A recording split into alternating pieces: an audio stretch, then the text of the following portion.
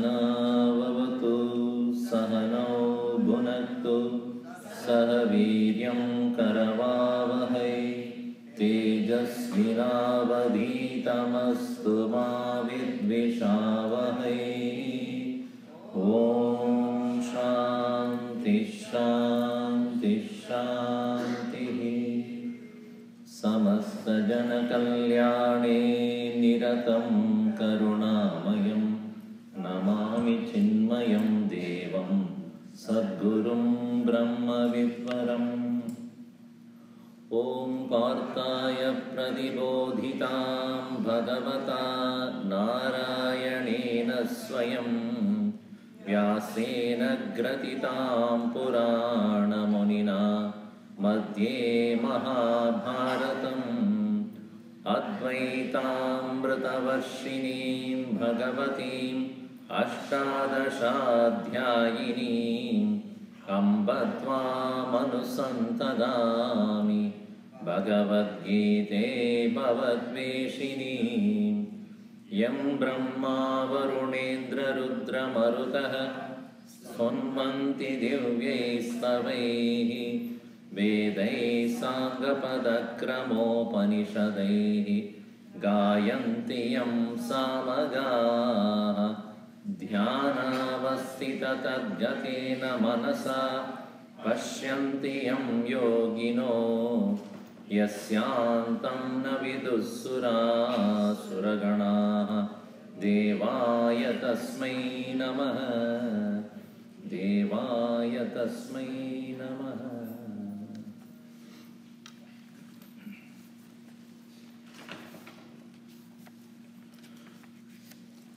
Happy Ugadi and Vishu to all of you. Vishu. Now we are in the 20, read from 24. Purodasam cha mukhyam mam. Not together. Purodasam cha mukhyam mam viddhi partha prahaspatim senaninamaham skandaha sarasamasmi sagaraha maharshinam bhruguraham giramasmekamaksharam yajnanam japayajñosmi stavaranam himalayam.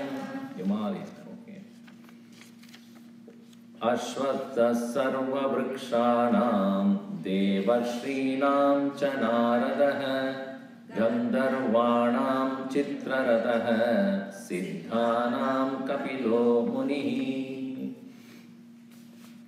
In this chapter, as we have been seeing, the prominent presence of the Lord in various things in the world, as well as characters well known in the literature, Hindu literature. It is to say, wherever there is illustrious presence, glory, fame, name, prosperity, that is what I am.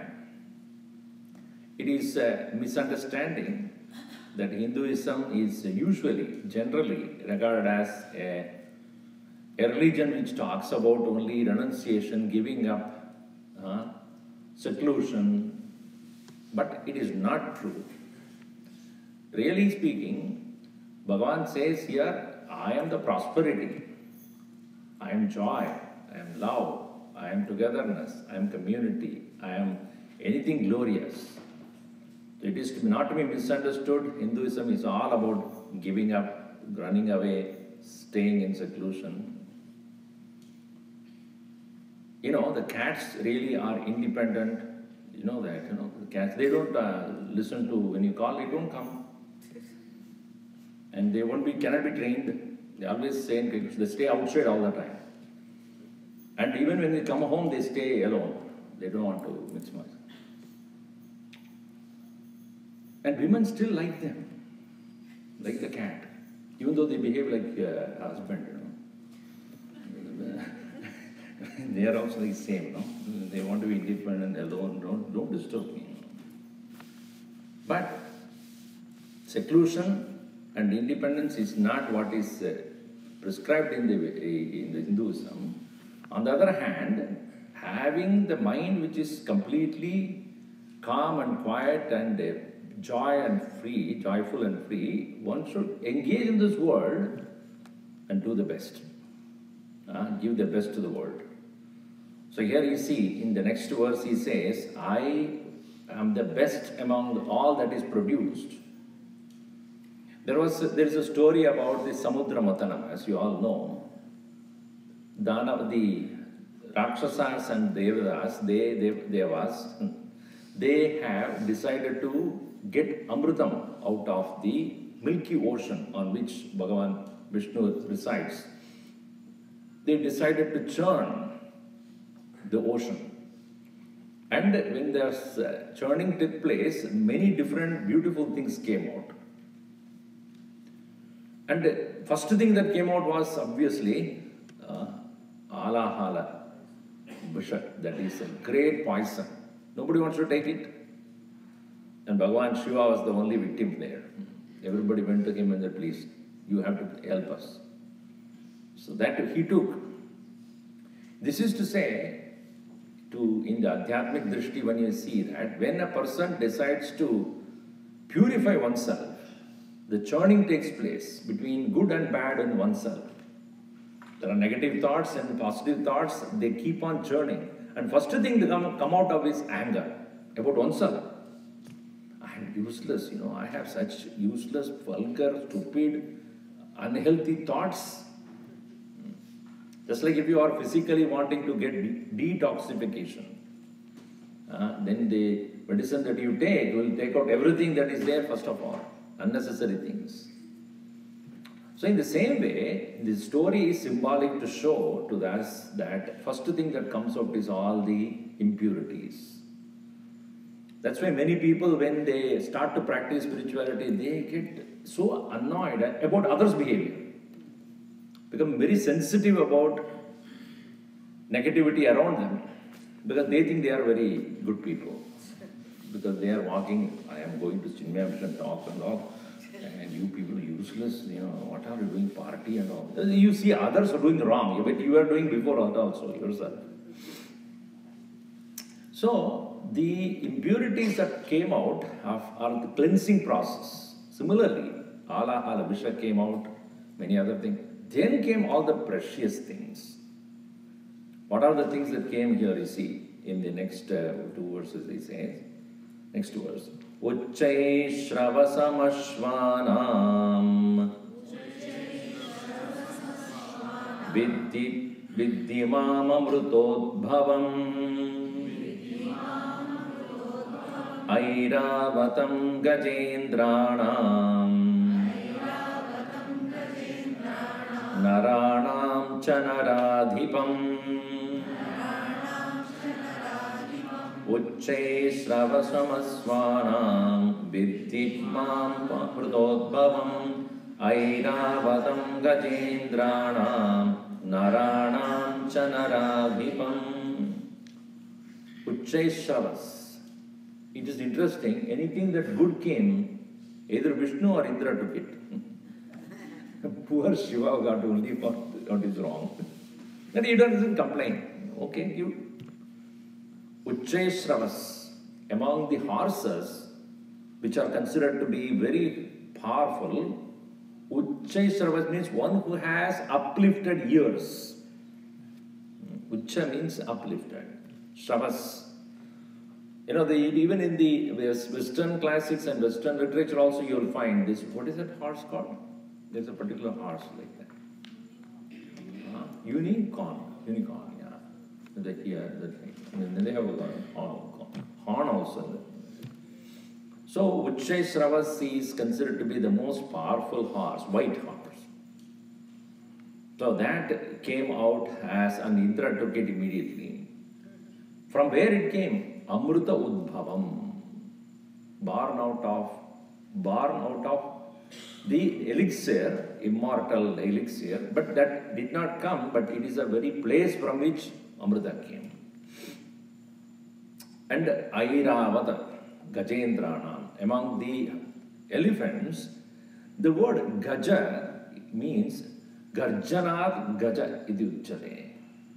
Among the elephants, among the animals presently living on the earth, gaja or elephant is said to be the biggest. There may be others, but in terms of weight, in terms of size, they are the best. Earlier they had many other things also.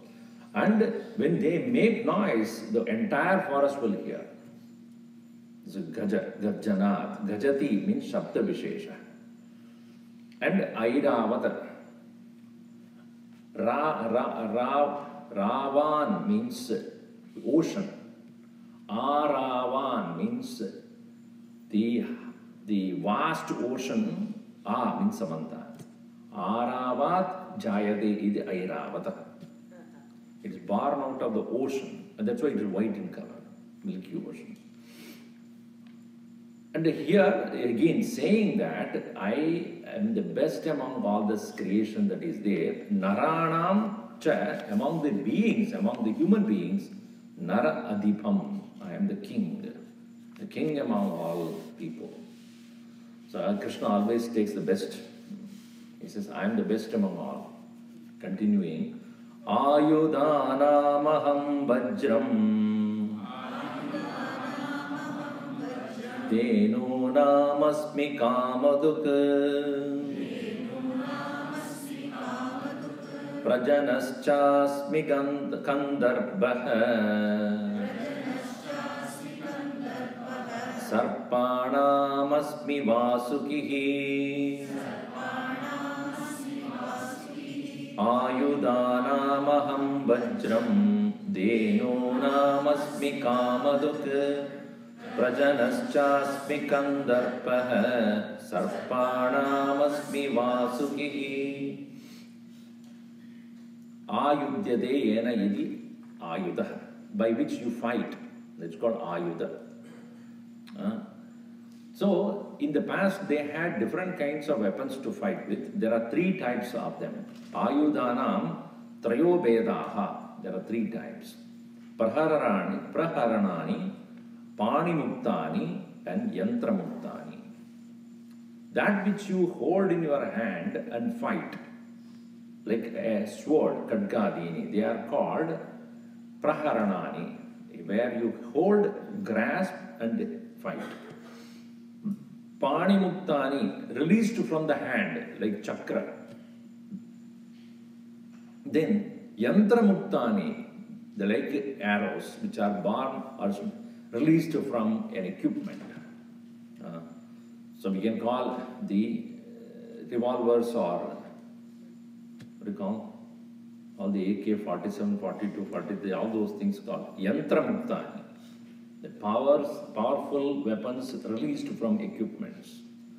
So these are all the different kinds of, it is interesting, somewhere I read, when the Devatas and the Rakshasas, when they were fighting, in some place Devatas hid all the astras. And the place where they hid all astras in a very strong, very lonely island, in a very corner of the world, and the place where they kept all the astras for divine fight is called Astra Alaya, became Australia afterwards.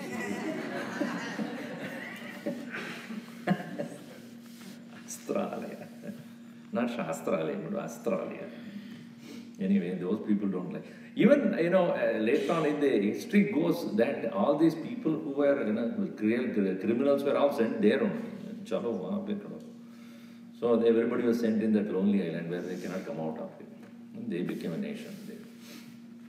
Australian people will be unhappy when they listen to this.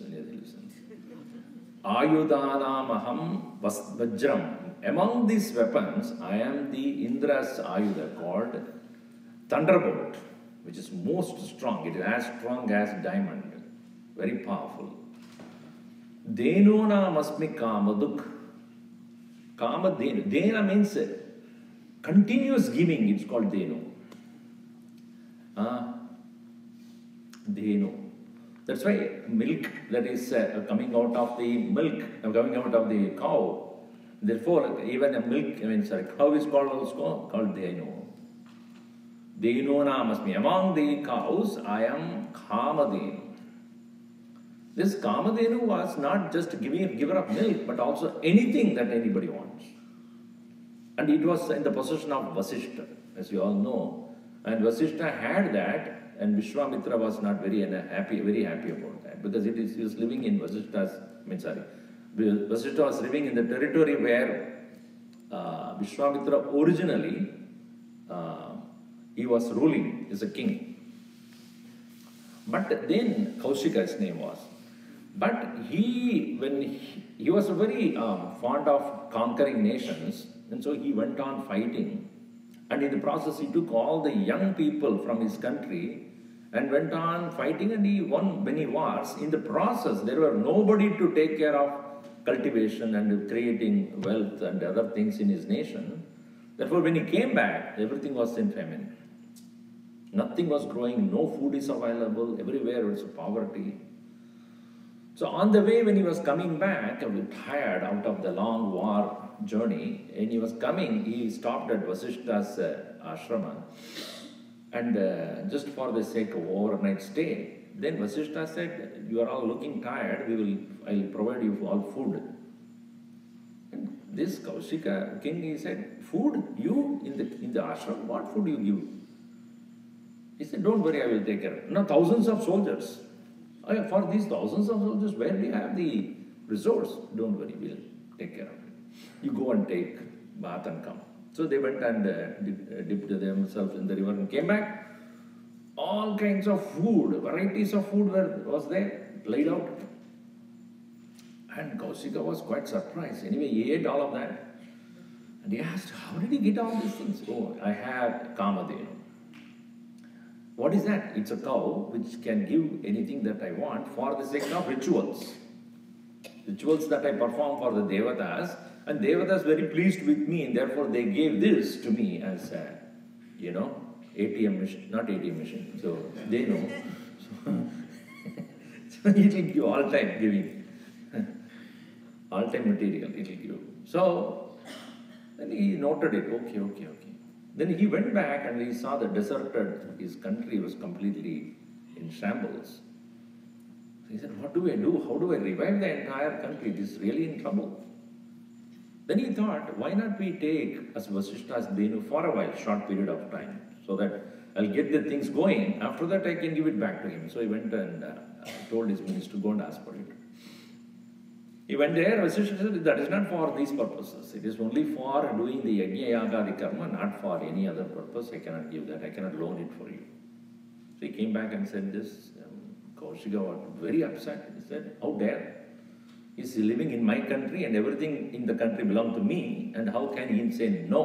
And it's not for me, for the sake of the people I'm asking." You can go and ask him, otherwise get ready for a war, or I will forcefully take it away. So Vasishtha said, try to forcefully take this, if you would like to. When he came with his soldiers, Kamadhenu produced divine soldiers also with the weapons. And there is a furious fight in which Kaushika got defeated. He never thought he will get defeated.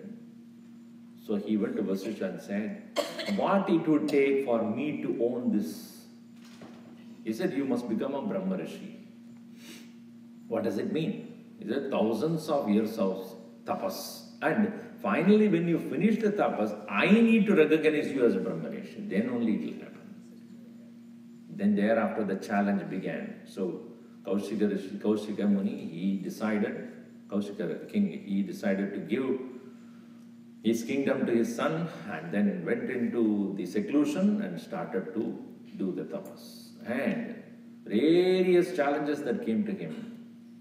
And he became the one who is the discoverer of the mantra, or the one mantra drishta of Gayatri.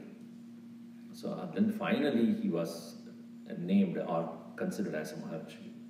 So this story to say that Kamadhenu is available in the divine words as the giver of everything, and therefore Denu Namasmi Kamaduk. I am the cows, the best cow which gives anything that one wants. Prajanas chasmi kandarpaha. Kam sukam tena tatra va drupyati iti Gandharva. As I said, every word in Sanskrit has got a definition. Kam means sukam. Drup means agitate. That he who creates passion and agitates your heart is called Gandharva, otherwise known as Cupid. You know, Cupid means who? Who? Love Guru. The one who creates passion between man and woman. That one is called Prajanascha. Prajana means Prajananam Karodi Prajanascha. One who is a cause of creation, cause of offsprings. So I remember that Shiva was meditating, and after Dakshayani had left him, in Valmiki also, in Tulsiraman also the story comes. So when she left, she burnt herself into the fire, and she was growing up in Himalayas as a Parvata Putri Parvati, and then thinking about Shiva. And Shiva was supposed to marry her, but he was in meditation. This Devatas wanting to get him married, so only person whom they can send is this guy.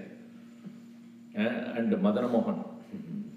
So Madan Mohan, that is Gandharva, he was sent. He said, no, I know Shiva. If he gets upset, I am really in trouble. Go, we are there. So he went there and he took his bow and arrow and created a passion between Parvati and Shiva.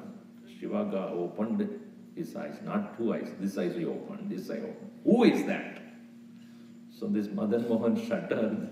He said, I am sent by the Devata, I don't know what to do. Burnt him straight there. So then his wife came, Rati. He said, what is this you have done? This is because of the Devata. He didn't want to do it. So she pleaded, and he said, okay, all right. He will be called Anaga. Ananga. Meaning Ananga or Anaga means no Angam. There's no body. But he will be there. You will be able to see him. So that means desire is that which has no physical form, but it has an emotional form. That's what it means. Then obviously Parvati and Parameshwar, they got married, and that is the reason why Valentine's Day comes before Shivaratri. As you know, always. That guy was burnt afterwards. He's not available for Shiva. Shiva, when he wakes up, he is gone, finished. So he is opening his eye of wisdom to destroy all the passion. That's what it means. Sarpana must be Vasuki. Vasuki is the great serpent which was used in the Samudra Mathanam as the rope by the Devatas and Asuras to get the Amrita out of it. And that Vasuki is huge, extremely powerful and long. Those who have really seen these, what do you call that? Pythons, you will have to believe that. This huge, the body is this big and around 20-30 feet. If you see that, you will not sleep for 2-3 days. Especially when you go closer to it. It is such huge snakes are there. So Vasuki is one of that. He is also Sarpana. Sarpa means srip. Sripyate iti sarpaha. Itaha tataha gacchati. It doesn't stay in one place, move like this, right? Itaha tataha gacchati. Srip means to, not straight walk. It is, what do you call that? A word for that is very slowly creeping in. Approaching it with slide. There's a slyness. It's not straight. Disguised, slowly coming in. That is the nature of the sarpa. So that is called sripyate iti sarpa. On the other hand, it is said naga. Nagas are not big, but they are very venomous. Anantaschasmi, next one. Anantaschasmi naganam Varuno yadasamaham Pitrunam aryama chasmi Samyavatam aham Anantaschasmi naganam Varuno yadasamaham Pitrunam aryama chasmi Mamasanyavatamaham. Ananta, the very word is Antam navidyate iti Ananta, that which has no end. And the portrayal of Vishnu as lying on the Ananta, Anantanaga. Interesting, Bhagavan is considered as one who is forever, that is the idea there, and who is lying on Ananta. Meaning what? He is presiding over the endless infinity. If you philosophically look at it. And he is also referred as Adishesha. Interesting, the word Adishesha, if you divide into two parts, Adi and Shesha. Adi means beginning, Shesha means that which remains after everything gone. Shishta means that which is remaining after everything is disappeared, Shesha. Who is then Adishesha? Adishesha means one who is there before anything came and one who will be there when everything is gone. And on that, Ananta Shaina. Lord remains before the creation and remains even everything has gone into pralaya. So, Anantaha is one of the, symbolically the Naga, that is the huge serpent. And it has 1,000 hoods. And usually in a Naga is you cannot straight away look at it. Huh? The look of the Naga itself is very powerful. And this 1,000, think about it. And interestingly, our Gurudev writes in his commentary, not here, in some other place also, I think here also he might have written, that as Gurudev writes here, naturally when the foreign paid perverted missionaries and their hosts of new converts criticize picture of Orthodox Vaishnava folk, close their ears and retreat in all hurry, physically saving themselves but mentally molested, intellectually ulcerated as it were. So it is to say that it is not to be misunderstood as really a snake, but the snake called our ego. The ego usually is extroverted, looking out. But in the case of the Ananta, when Bhagavan is lying down, it looks at him and serve him. So when the ego turns towards the Lord, it becomes a servant of the Lord, even if it is the most venomous. It is to say, even if you are the most wanted criminal, but when you have changed your mind to serve the Lord, you become His protector and He takes care of that. That is why all the vehicles of the Lord also, if you look at it, whether Shiva having the bull as the vehicle, Ganesha having the mouse as the vehicle, Kartikeya having the peacock as the vehicle, all these vehicles they are called Vahanas of the Lord, but what they really are, the real Bhaktas of the Lord. If you look at the Nandi, he is constantly looking at him only. Between Shivalinga and Nandi, you cannot go in between. If you go to any Shiva temple, you will find that Nandi is a constant gaze upon the Lord, which means the Vahana of the Lord is ever devoted to the Lord, continues. Garuda for Narayana or Krishna there. And therefore, Ananta, this Naga also, even though venomous, extremely violent, but yet when it turned itself towards the Lord, becomes the subservient servant of the Lord. And it is said Lakshmana is none other than the Adishesha's human form. That's why he never left Rama. Even Sita was not there from the beginning of his life, but he was always there. And even when Sita was gone away, he was always there. Even in that Dulciramayana, he says when Lakshmana was lying down, hit by Indrajit, and he was not waking up, he was unconscious. And there, Bhagavan says that even if Sita is not there, I won't care, because she's my wife who came in between in my life. But you, from very beginning of my life. I can get anybody else, but not the brother like you. In fact, it is said, towards the last part of his life, Sri Rama, when he had ruled for over many thousands of years afterwards, when the time to quit his human form and he was to leave, there must be a reason. So Yama was sent by Brahmaji, go and inform Rama that his avatar is over. He has to get back. And he has to be exclusively told, no, nobody should be there. You must go to tell him by yourself. So Yama took the form of a rishi and a Muni, and then he went down. And obviously, Rama was constantly guarded by Lakshmana. So he went there, and Lakshmana was already there, standing there next to him. So then the rishi said, I need to talk to Ram in privacy. So he told Ram, ask Lakshmana to go out. Lakshmana said, going out? That's not going to happen. So, but then Yama said, this rishi said, no, I have something serious to talk to him. You have to. So Sri Rama said, okay, go and wait outside the room and don't allow anybody. Rishi here, Yama said that doesn't work. Nobody should ever come, and if they come, they will be cursed. Do that.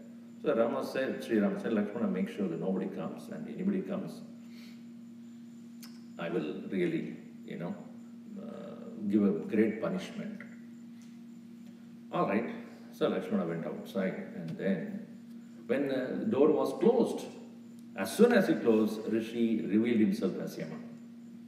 He said, I am here to tell you that your avatar is over. You have to leave now, and that is important. In the meanwhile, outside where Lakshmana was guarding, Dhruva's Rishi came. These are all, everything is planned only. Dhruva's Rishi is known for his anger, and he wants to get a thing done, it will be done there only. Durvasa is a very heavy smelling person, so he came. So he came and Lakshmana was guarding there. I want to see Ram right now. No, you can't. What do you mean you can't? I'm Dhruva Rishi, I'm here to see him. At this moment, you please allow me. Not please, allow me. He said, I can't do that. It is a command from Rama and I will obey his command. I cannot let you in. If you don't let me in, I will curse the entire solar dynasty, curse them to death. Nobody will be surviving in this whole clan. And all the Pitrus also will be cursed. And you, I will curse you, Rama and Lava and Kusha, everybody. So Lakshmana said, this is dangerous. After all, if I go inside, I will only be punished. And if I don't allow him, everybody will be punished. It's better I go. See, he opened the door and went in. And Yama and Rama was discussing there. And suddenly Rama told him, how dare you come inside? He told you not to come. So Yama looked at him and said, you have to punish him. So Rama said, how will I punish him? That is the rule. You are abandoned from this country. Go away to Lakshmana. Lakshmana looked at him. Ram, what are you saying? You are abandoned. You cannot see me anymore. Get out. That is the greatest, even killing is okay for him. But Lakshmana never thought that he will be cursed like that. He came out, Dhruva was not there. Oh. He went and into the Sarayu river, he jumped in and disappeared. So Rama was feeling so bad. He said, this Lakshmana who gave up everything for me, he never, even though he was married, he never lived with her and he came to me and came with me alone for 13 years. He never even slept, 14 years, he never even slept. Served me day and night and I had cursed him. And Yama said, it's all for a purpose. Now you have to withdraw your form and get into the Sarayu river. I sent him before because you need to get your bed ready, Ananta. Adishesha must be ready for you. That's why I sent him before. Everything is planned. You go now. Then obviously he left from there and disappeared from the scene. So that is the nature of Ananta. That is the one who is ever guarding the Lord. So Ananta, not that Bhagavan needs to be guarded, but ever in constant companionship. Naganam Anantaha. Varuno Yadasamaham. Yadas means Yanti Vegena Idi Yadasa. So that which goes constantly flowing in rapid speed, in that Aham Varuna, the very source of water, because of which all the waters in the world are giving life and sustenance into the entire universe for all the living beings, I am the Varuna. And in the what do you call the Vastu in Indian system of this Feng Shui, what is it called? Feng Shui? I do not remember. People believe in certain things, the south you cannot face, the north you cannot face. In flight they say you should not sleep facing south, north, you do east, west. When you are in the flight, which is south, which is north? You have no idea whether going the train or the flight, it doesn't matter. But anyway, people believe in all those things, and there may be scientific reasoning also. So each direction of the world is being presided over by one deity. In the north it is Kuber. In the south it is Yama. South is Yama. Yama also means one who brings end to everything. That's why Yamaha, he says, Yamaha Sanyadama. And even in this part of the world, when anything is going wrong, what do they say? Oh, my business is going south. Meaning what? Death. It is Yama is in the south. West is Indra.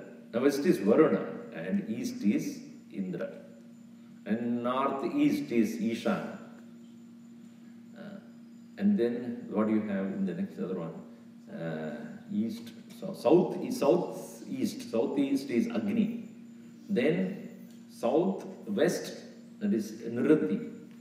And then Nirati. And then northwest is Vayu.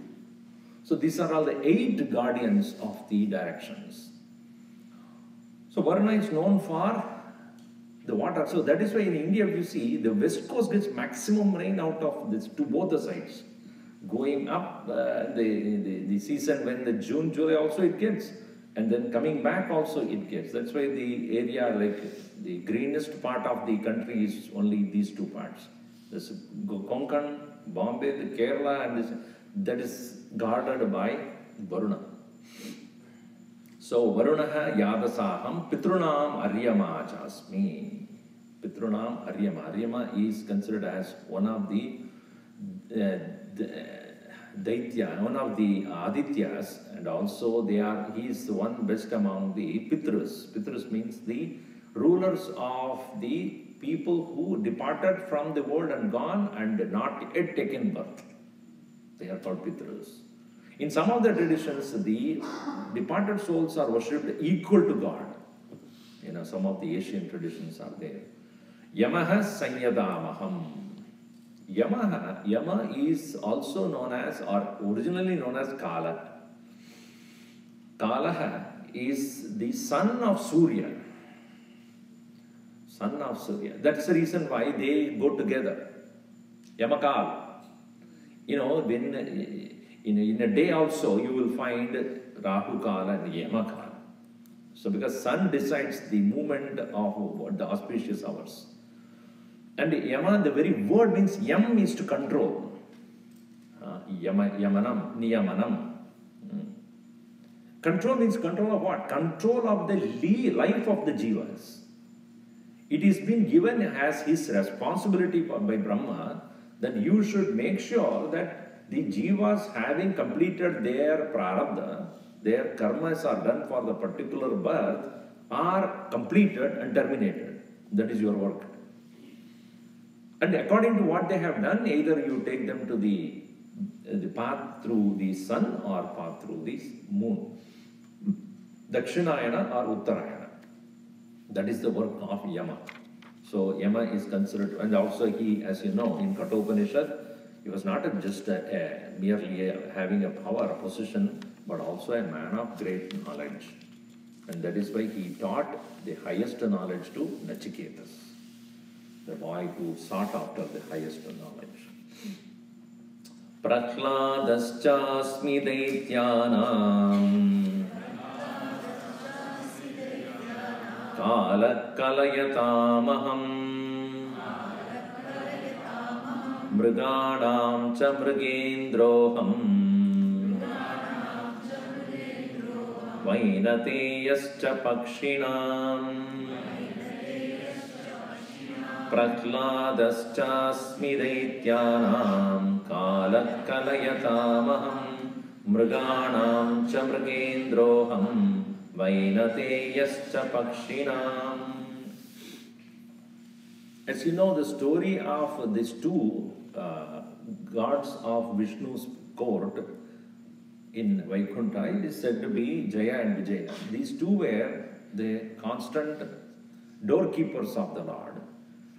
And it so happened once that the mind-born sons of Brahma, Sanaka, Sanatana, Sanatana, Sanat Kumaras, they wanted to meet the Lord, and then they came, they were not allowed, and they cursed these two fellows as you people will suffer your life in the human world. And Vishnu came to know about it. He came running. He said, so please, why did you curse them? He said, they are not allowing us inside. So he said, oh, my own doorkeepers, and if you have cursed them to suffer in the human world, how do they get released? Therefore, I have to go every time to release them. And therefore, Vishnu's every avatar was meant for one of the reasons why he went there is to release them. In the Rama avatar, they came as Ravana and Kumbhakarna, these two fellows. And in the earlier Janma, they were Hiranyaksha and Hiranyakashipu. And Hiranyakashipu's son was Prahlad. Hiranyakashipu, even though born as a Rakshasa, but his son was so noble. Even when the child was in the mother's womb, her mother's name was Kayada. So her womb, he was living, even as he was there, Narada taught him all the great virtues and knowledge, Vedas. Also, the most importantly, the Nama Japa of the Lord, Om Namo Narayana. That is why Hinduism believes that even the child is in the womb, it is still listening. That's why not only listening, the feeling of the mother, whatever he is thinking also, it is being felt by the child. And that is the reason why nowadays in the Kuman class, if you want to register your child, you have to go when you are pregnant itself. I am not even joking. One person told me that nowadays they are teaching math to pregnant women. I am not joking, seriously I am telling you. The child is learning math while in the womb of the mother. In fact, they have no other thing to do. They just keep, they are awake, and what do? They keep listening. So if your wife is pregnant, if you start scolding her, the fellow is listening there itself. My father is such a cunning, useless fellow, shouting at the mother. So he'll be born hating the father. So be careful. Be loving to your pregnant wife, because you're listening to it. Prahlada. The word hlada in Sanskrit means to be glad. See the word glad, hlada. Hlada in Sanskrit is glad, happy. Happy for no reason. Prakarshena, prahlada, always happy. Why? Because he had the Lord's name in his mind all the time. And he was put into so much of trouble for just uttering the name of the Lord. Hiranyakashipu did not want him to utter the name of the Lord at all. He said, you always should say, I am great. That is Hiranyakashipuve namaha, not Narayana namaha. But poor fellow Prahlada, he was taught from the very early stage, even in the womb, that Narayana namaha. And in fact, our Guruji used to say he was the first one who started Balvika. Because in the school, they were told to stand Hiranyakashipu Namaha. But during the intervals between two classes, he taught them Narayana Namaha. So he gave the first Balvika class there. And then when Hiranyakashipu got so wild and angry that this fellow is converting everybody into Narayana's devotee, he gave him so many tortures, so many things. But in all that he escaped, because Hiranyakashipu had this boon that he will not be killed by human or animal. He will not be killed either daytime or the nighttime. He will not be killed by any weapons. He will not be killed either in the outside the house or inside the house. This is peculiar. Neither I can be killed by day or night, outside or inside, human or animal. No weapon will kill me. So this way, Brahmaji, he is a kind of a person who will say Tadastu. And then after that he will wonder, now what will we do now? I gave him the boon. Now how do we do this? So when Hiranyakashipu was torturing him, so Bhagavan Narayana went to Brahmaji and said, what kind of a boon you have given him? Now how will we take care of him? I don't know. At that time he asked, I said Tadastu. Now, therefore, he has to come as Nrsimha. He is a Nara as well as Simha. Nara Simha. He is neither man nor an animal. So he came as both. And he took him on his thigh. He said that neither below in the earth or above in the heaven. I should not be. So he put him on the thigh. And in the threshold, not outside, not inside, not day or night. So twilight time in this. Then evening time, and no weapon, with his own claws he opened him. So that is why this is considered as a special kind of killing of Hiranyakashipu. But then Prahlada was very, not upset, but looked at the plight of his father. Then he told Bhagavan, saying, I want only one thing. You killed him all right, but give him moksha. Bhagavan said, you know that this is my own doorkeeper only. I came here to release him, don't worry.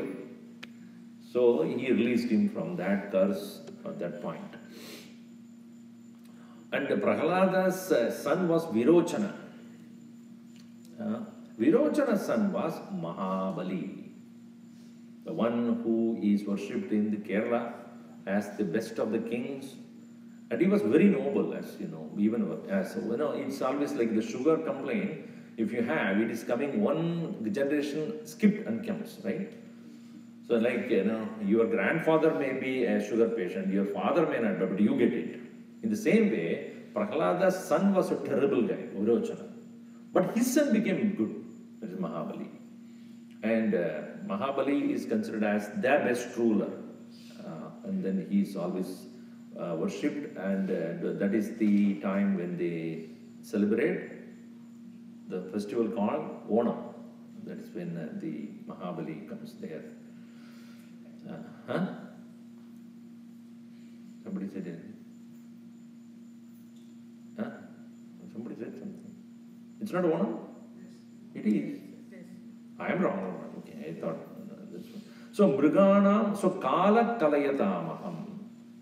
Among the calculations, time is considered as the great reckoner, considered as the most important because it is not controlled by human, thank God.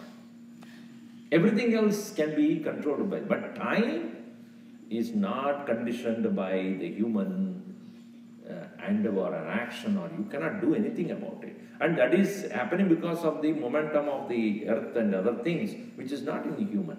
And indeed, for all the astrological calculations, time is a factor. What time were you born? That's what they ask. Which time you were born? That decides your position. What stars are in what position and what is your future. Everything is decided by the time that is. So Kala is the power of the Lord. There are two kinds of Kala. Kala, as I said, Yama's name is also Kala. That is to bring an end of the Jiva's journey, that is one. But then here the Kala means the one which determines the course of things. That's why in that movie, that serial, when they In Mahabharata, they put the side, the wheel. मैं काल हूँ, मैं सबको जानता हूँ. Goes round. That's Kal, that time, which is a witness of the course of happening in the entire universe. Mriganam Mrigendroham, Mriganam Indra, the best among the Mrigas. The very word Mrig means Mrigayate means to search. And every animal is constantly on search, animated to search for food, constantly. And among those which are ever in search of food and sustenance, I am the best Mriga Indra, that is Simha. So I am that Mriganam Mriga Indra Ham. Vainateyascha Pakshinam. Among the birds, Pakshi means one who has wings. Pakshin. So one who has wings, the best among the one who has a large wing is Vainateya. Vainateya is none other than Garuda, Vinata's son. So Vinata and Kadru, these are the two wives of Kashyapa. And they had a fight as co-wives, they always had a fight. So they had a fight. And about something. I don't want to go into the details of that. And then Kadru gave birth to snakes, dark ones. And they were extremely venomous. And therefore Vinata has decided to give birth to, quickly she wanted to give birth to someone who can take care of the problem of these snakes. And in the process, she tried to deliver a child which was not fully grown. For more details, contact him. The one, they know, what is it? They know. You only. Nano? What is it? The treatment of the children who are not fully grown up. Nano? Neonatal. So, this child was born with not fully grown limbs. Neonatology. Premature, okay. So, the child was very unhappy that he was born without limbs, without properly grown, even feet was not born fully, grown fully. So then he was very upset. Then the Lord Surya, he said, I will take him as my charioteer. I need only the hand, not the leg, it's not necessary, it's all right. So that he was known as Aruna. So Aruna is considered as the one who comes before the sun arises. Arunodaya, when you say, before the sun comes, the light that develops in the horizon, that is the arrival of the chariot of the Surya. Interestingly, the Vedic literature has understood that there are 7 rays of the sun, 7 horses, they put it as. What science today talks about the 7 rays of the sun, they understood as the 7 horses, and how, I do not know how they have understood that. And he was a controller of that. So then the second son that was born is Garuda. Indian airlines, they won't keep the name, but the other one, which airlines is that? Which country? Thai. Indonesia. They understood. They accept our Hindu mythology and they kill Garuda Airlines. And if you go to Bangkok airport, huge, what do you call, demonstration of this Samudra Matan. Not even in any Indian airport. But in Thailand, in Bangkok, they keep it. It's a huge one. Anyway, so the Garuda is also, the Garuda has born only to take care of the negative presence of Nagas. And therefore, Garuda became later on the vehicle of Vishnu. So this is, Krishna says, Aham the Vainateya, Vinata's son, and therefore Vinatayaha Jataha Vainateya. So that's why Vainateya is Chapakshina. So there are more coming up, and we will complete it hopefully before the end of this academic year. Om Sarve Bhavantu Sukhinah Sarve Santu Niramayah Sarve Bhadrani Pashyantu Ma Kaschid Dukkha Bhavet Om Shanti Shanti Shanti Shanti. Harihi Om. Shri